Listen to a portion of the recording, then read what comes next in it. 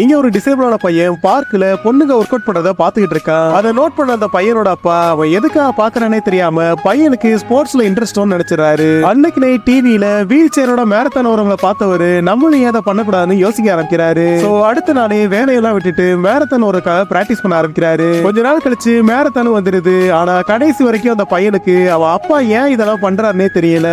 அதுக்கப்புறமா ரேஸும் ஆரம்பிச்சிருது. அப்ப அந்த பையனோட அப்பா இந்த இடத்துல பொல்யூஷனே இருக்காது, ஃப்ரெஷ் ஏரை நல்லா வாங்கி சொல்றாரு. பார்த்தா ஆல்ரெடி அவன் முகத்துல ஒரு பிளாஸ்டிக் கவர் சுத்தி அவனுக்கு நாக்கு தள்ளிட்டு இருக்கு. அப்ப சடனா அதை நோட் பண்ணவரு வேகமா அதை ரிமூவ் பண்ணிடுறாரு. அப்பதான் அவனுக்கு மூச்சே வருது. ஆனா அவன் ரெக்கவர் ஆறக்குள்ளேயே வாட்டர் ஸ்டாண்ட பார்த்துட்டு அவனை அம்போடு விட்டுட்டு ஓடிறாரு. ஒரு கட்டத்துல டயர்டான அந்த பையனோட அப்பா மயக்கம் போட்டு கீழே விழ அந்த பையனோட வீல் சேர் மட்டும் அது பாட்டுக்கு ஓடிட்டு இருக்கு. அதுக்கப்புறமா பேராமெடிக்ஸ் அங்க வந்து அந்த பையனோட அப்பாவை ரெஸ்கியூ பண்ணிடுறாங்க. ஆனா ஒரு பையனை பத்தி அவர் சொல்றதுக்குள்ளேயே வாயில மாஸ்க மாட்டி அவரை குண்டு கட்டா தூக்கிட்டு போயிடுறாங்க.